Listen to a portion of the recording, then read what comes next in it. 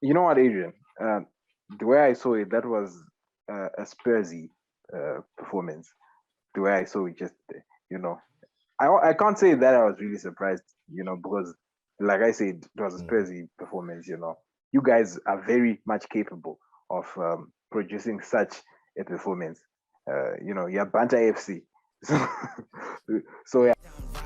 263, hometown chilling, steaks I'm grilling, melanin dripping, smoking I'm trippy, the hookah, that shorty with the big ass twerking, got the city on lock. She need me top of pockets, make a video thought, turn your wife into a hoe, I done seen it a lot, and you ain't got no money, Uncle Phil hit the dot, blah, blah, hit the spot. What's going on, people? We're back again with another episode of the First Two Show, and as always, I'm with my main man, Adrian. Junior, how are you doing, man? Oh, good, man. We're back. We're back.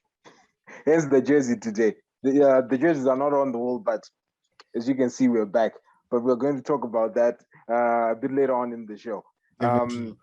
Premier League football is back, bro. And there's only one place to start. The Theater of Dreams. CR7 is back. The main man is back. And 2 goals, on the greatest show. All the cameras of the world were on him. I wanted to say the cameras were on the game, but that wasn't the case. The pre-match previews, the warm-ups, everything, every single camera was on the main man, CR7. And the man did disappoint. Showed up with 2 goals. And how did you see yesterday's game? Well, we've always known that is the man for the occasion.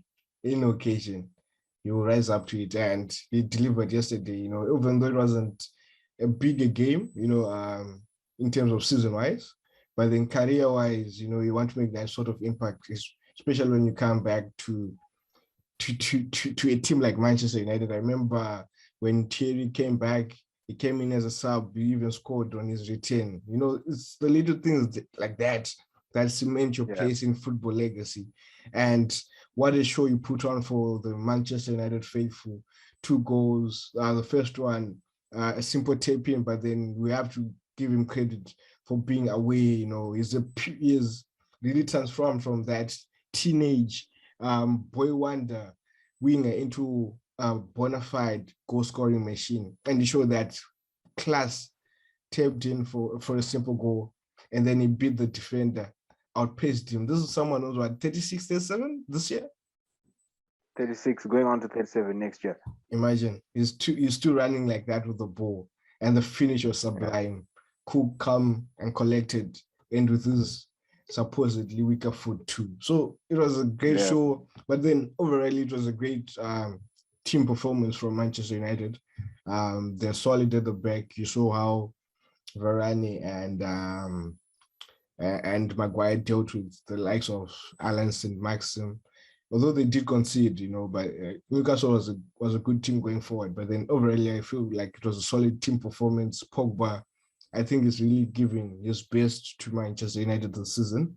In the build-up to Jesse Lingard's goal, he was in and around that penalty box, making the touches, making everyone play. So yeah, what a beautiful all-round performance.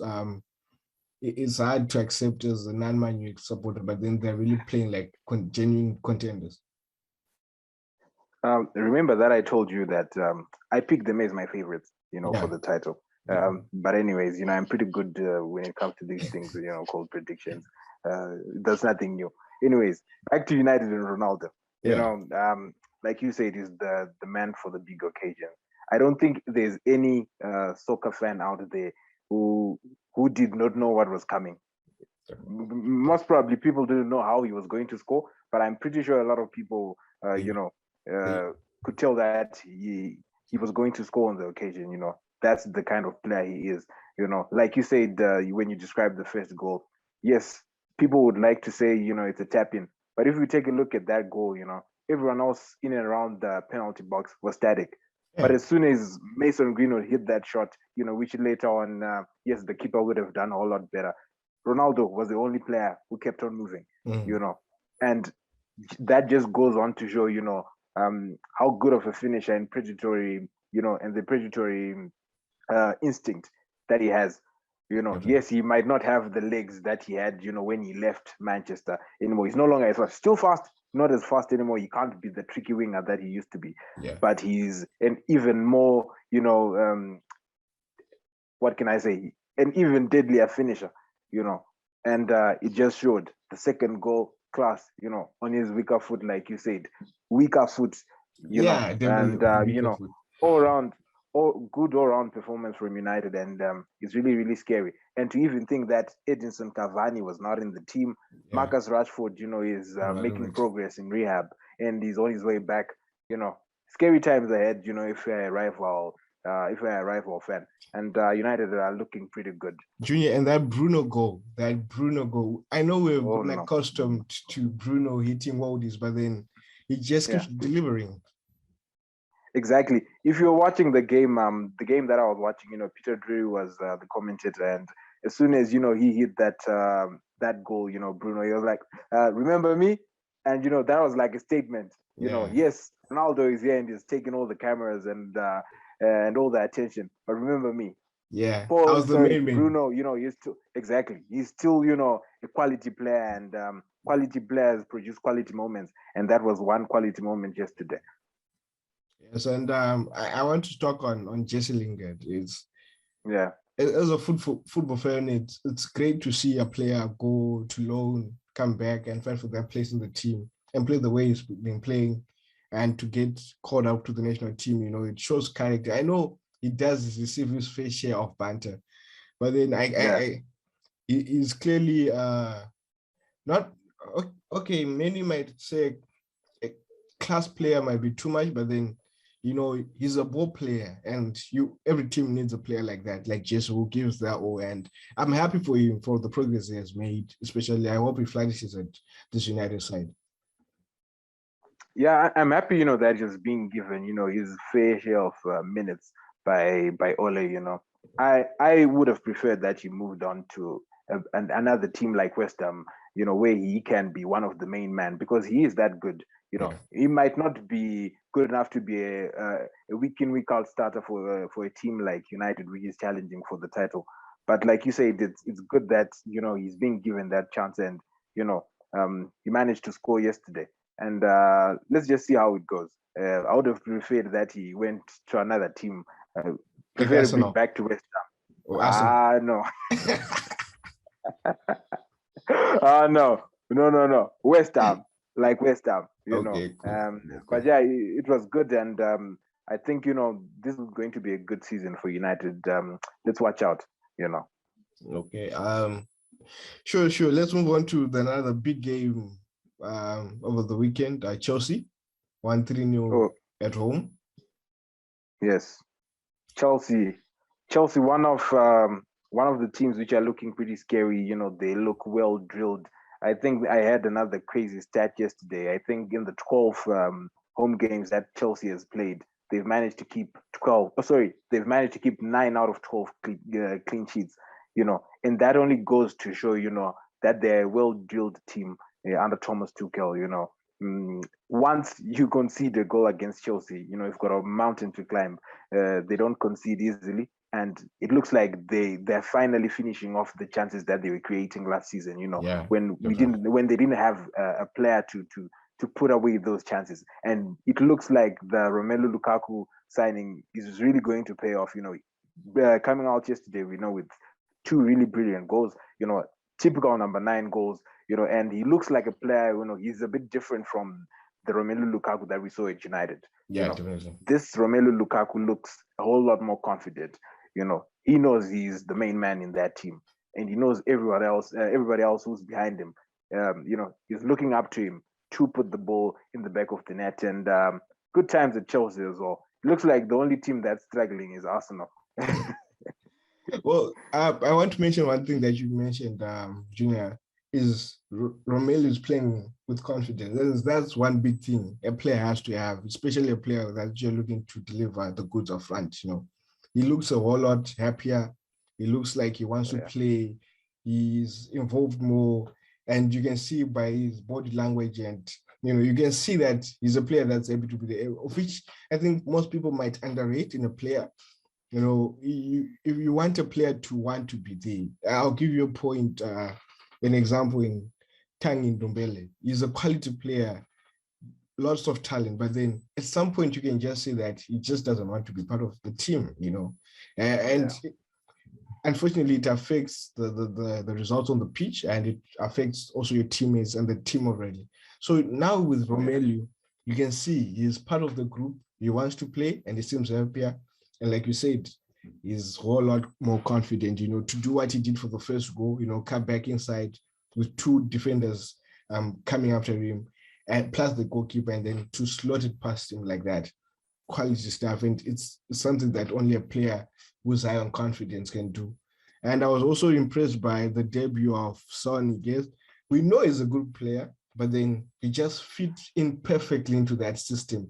It's scary, like you said, the way things are just clicking at Chelsea, and the fact that they're not conceding. Edward Mendy came up with really great saves. I know we say this a lot, but then there was one shot that he saved from Ollie Watkins, you know, low to his right. I would expect it to hit the back of the net, but then he pulled off a save, and plus a double save at some point, you know. So everything is just clicking for Chelsea. So maybe the match to watch this season for me might be a Manchester United Chelsea match. You know, and nostalgia, you know, it takes me back to that season, those Mourinho Ferguson era, you know, those John Terry. 2005 to 2007. Yes, you know, John Terry versus Ferdinand, you know, Drogba versus Ronaldo, you know, that sort of things, you know, nostalgia, man. It's good to have two big teams back at the top of their game, and it'll be interesting to watch moving forward for the rest of the season. Oh yeah, just to touch a bit on Chelsea, like this is staggering and it's scary. You know, I disagree with you slightly as far as Saul Niguez is concerned. I don't think that he had too great of a game. I think he was a bit poor. I think that's why he was hooked off at halftime. But I think he's a quality player, and you know, quality players will find their way. And I think, you know, eventually he will settle in, because this is a Premier League, it's a pretty fast league, you know, and things go. And you know, the game to look out for this season, it's so far, basing on what we've seen, it has to be Chelsea versus United, and I can't wait for that one. Definitely.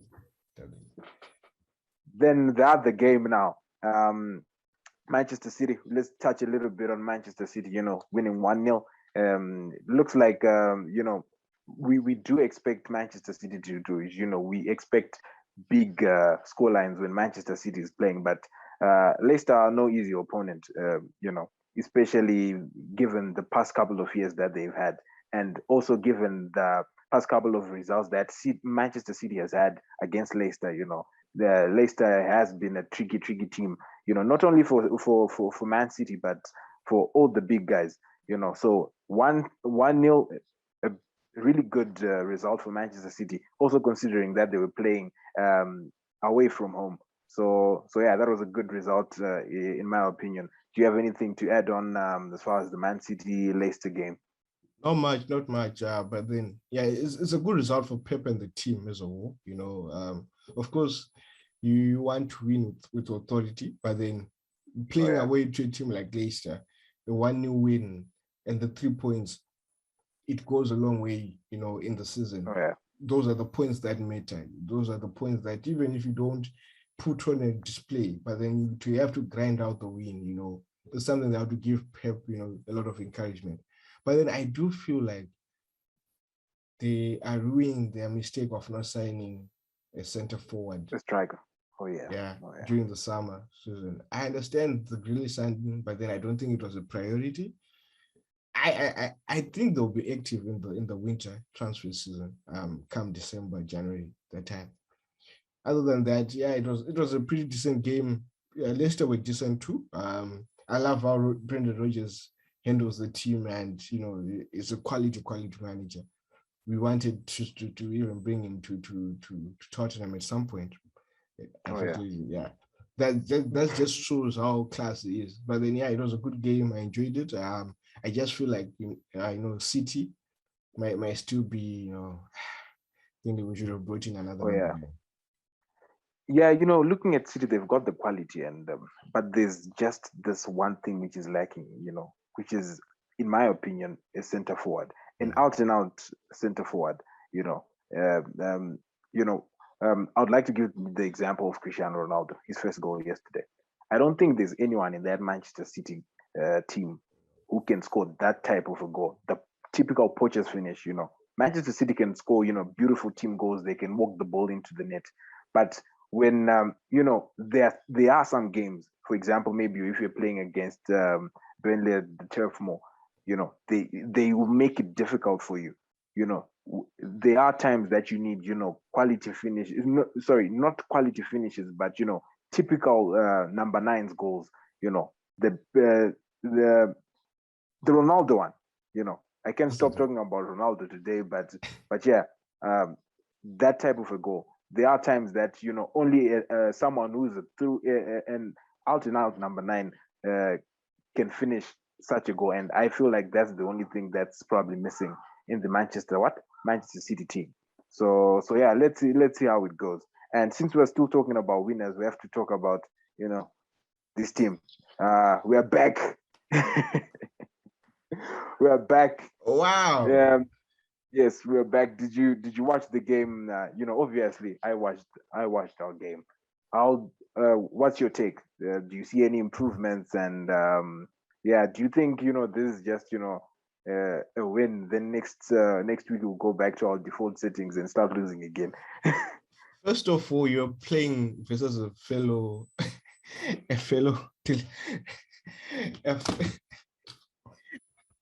First of all, you're. Oh, don't even say. Okay, fine. First of all, you're playing versus a fellow relegation rival. Okay. Which, but yeah, what can I say? I wasn't wholly convinced with Arsenal's display. It just looks like same old Arteta. You guys struggled at some point. The goal wasn't even the prime Arsenal we got used to. That Arsenal that would have stunning team goals under Wenger. I guess we'll never see that. But what's important is the win, and what's important is that Aubameyang was there. Although I feel that it was offside, but then I'm not a referee, so we'll look at it some other time. But then, yeah, definitely it was a good win. It's for morale. It's good for us now, and it's Adrian. And it saves team. And it saves the doctors this coming week. No patients from Arsenal that have high blood pressure. Adrian, this is where you guys are not fair when it comes to Arsenal. Taking your team into consideration, you guys have got 9 points. You've won 3 games. And all those games, you've won by a margin of 1-0, 1-0, and 1-0. You guys were not convincing in any of those games. But we don't look at that. What matters at the end of the day are the 3 points. No, but Junior. And the team managed to get those. And that's what matters at the end of the day. Junior, let's go back to one of the episodes that we're talking about Tottenham. I told you, I don't think we can carry on with this type of football where we win 1-0 every time. It just takes one team to knock us off our pitch. I even told you, of course, we got the 3 points, but I was not convinced with the quality of play or the way we're playing. Of course, we set back against City. We set back against Wolves too, in a game that we thought would control. I was not happy with that. It's the same way if a team plays well, like what Man United is doing, we applaud, I'm just not convinced by Arsenal. I'm sorry to say, congratulations, you got your first 3 points and your first goal of the season. I'm just not convinced. You guys need to do a whole lot more. That's my Here's the thing, Adrian. When you're comparing teams, the examples that you're giving, we expect, the Uniteds, the Cities, Liverpools, the Chelseas. Those are the teams in reality that we expect to win, with good performances behind them.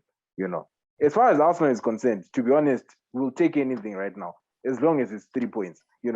That's the difference in teams. And unfortunately, that's how far we've fallen. At the moment, we needed something on the board.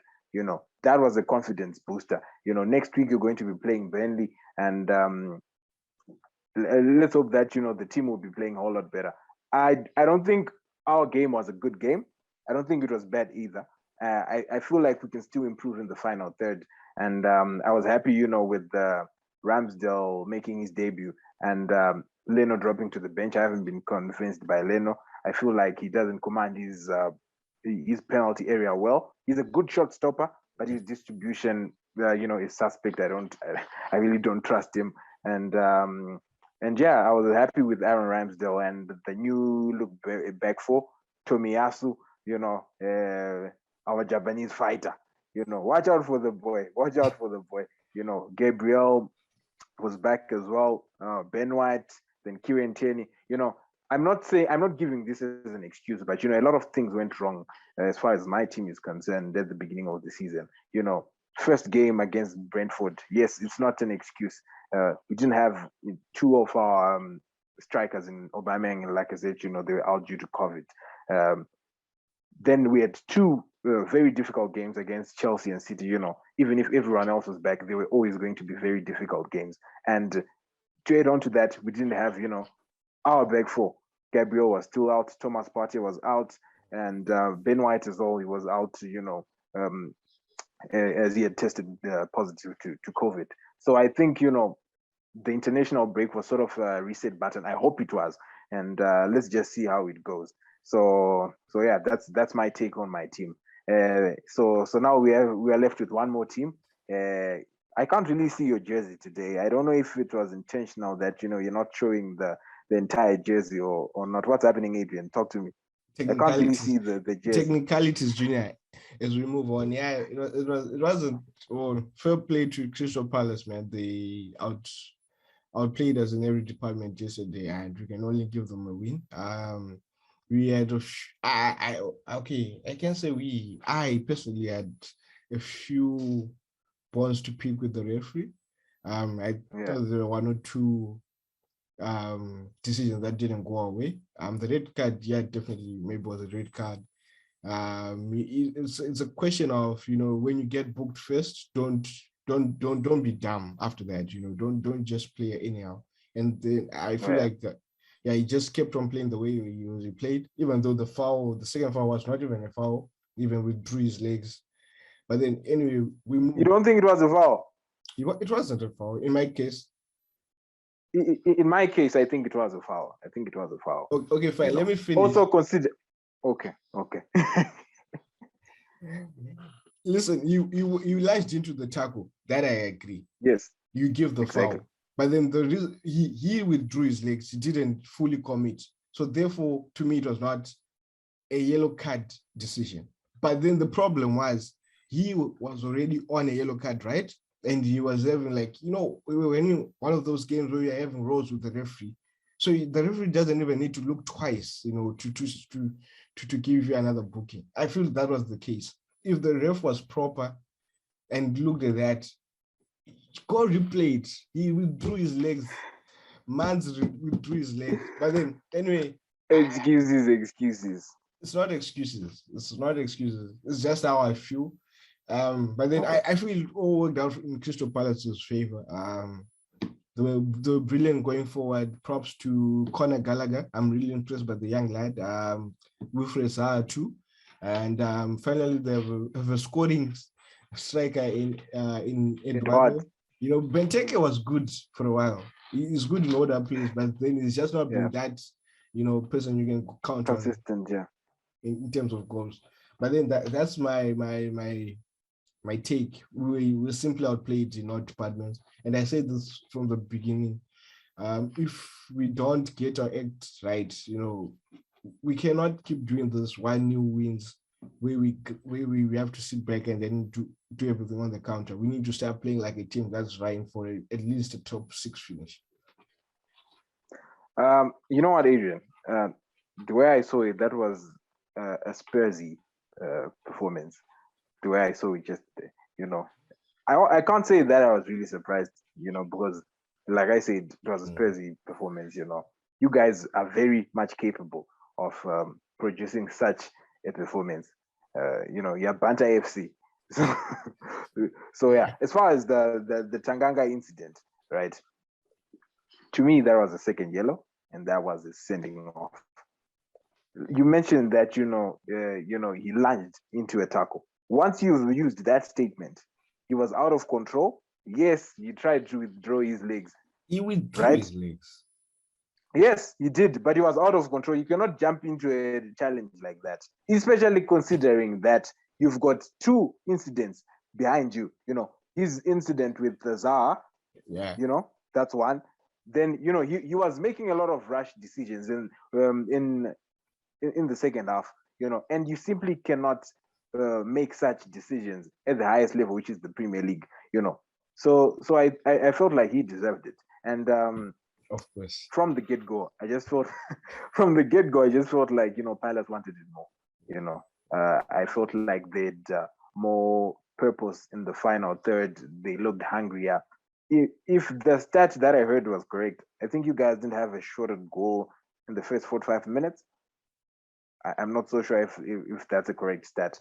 Then Edson Edouard, the new player from Celtic, typical number 9's goals. Scored with the first with only 27 seconds on the pitch. Yeah.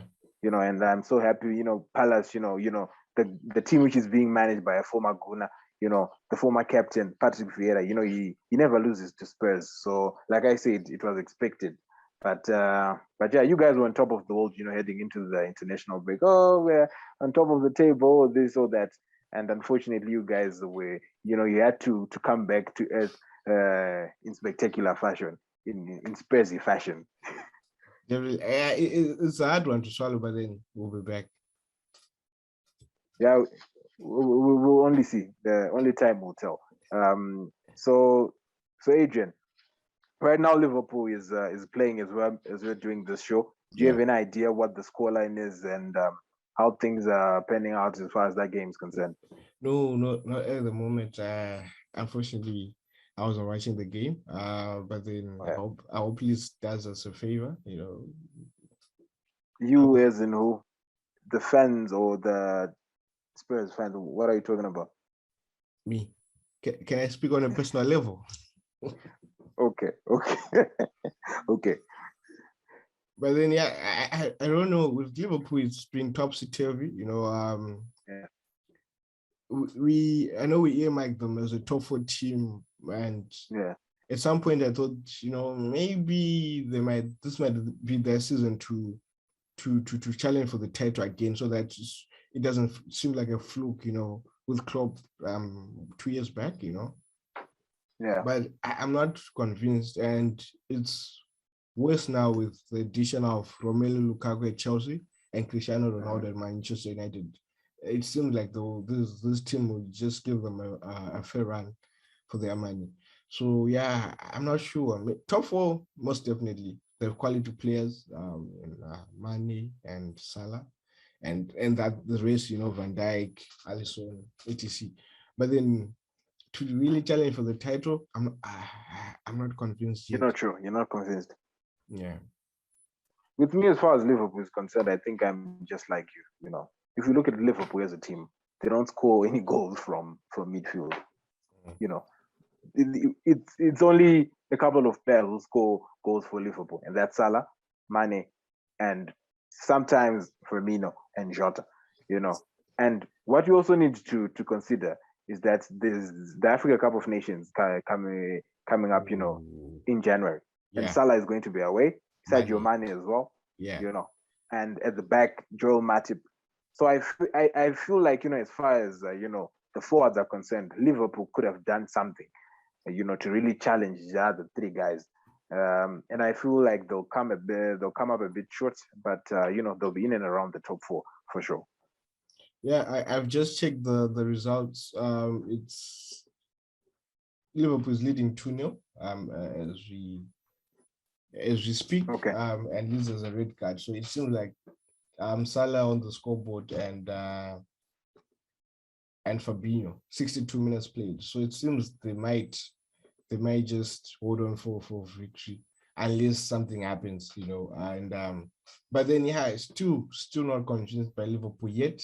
But then they're a good squad, and like you said, but then I feel like the problem with Liverpool, it's a certain system for there's a way that Klopp wants his players to play.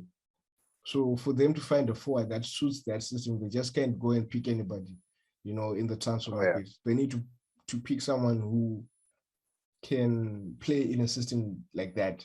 If they're going to look for a number 9, that number 9 is going to be frustrated because in Liverpool we have goal scoring wingers that are Mane and Salah. That's the reason why we've seen Bobby take a back role, and become the assist in the team. Not because he's not a capable number 9, in my opinion, but then I just feel like he's given up the role to better finishers in the team. So if you're going to get a number 9, you have to, if you don't find someone in the mold like Firmino, then you have to find 1 or 2 players there who easily also accommodate him in a particularly new system. That's why I feel that they went and got a player like Jota. He's not he's flexible. He can play as a center forward. He can play wide as a winger. He can play as an attacking midfielder. He can do both. So I feel like that's the reason why they didn't really go out into the transfer market and pick someone. But definitely they'll feel the absence of those two when the AFCON starts. Oh yeah. I can't disagree with anything that you said there. We've talked about the teams. We've talked about the Premier League. There's only one last place to stop. That's Fantasy Premier League. How's your team going? I stopped checking. My doctor said it's bad for my health. Your FPL team is on drip right now. Mine is on the app now. I'm doing pretty well. And I told you, watch this space. Anyway, it's 38 games. It's a phase. You're just like Arsenal. Consistency is key. We'll see. It's a marathon, not a sprint. It's a marathon, definitely a marathon. But then, I'm happy for you. I had a couple of guys out suspended, and I was just too lazy to fix it because there's a lot that's been happening. It's okay. I knew you wouldn't even. I knew I can close in the gap at some point. So we move. It is what it is. Oh yeah, Adrian. That's all for today. As far as the first 2 shows is concerned, it was good. As always, talking football with you, and hopefully next week this time around we were making another video. Spurs, wouldn't have disappointed you. And next time, please make sure that we can really see the jersey, because today I can't really see it. Next week I can't even promise that the jersey will be up there. We're facing Chelsea. So. We'll see. We'll see how it goes. I just adopt you the way you do things. I had to remove them off my jersey, man. Until further notice. Sure thing, man. Sure thing. Well, it's always a pleasure, and till next time, yeah. Cheers, Adrian. 263, hometown chilling,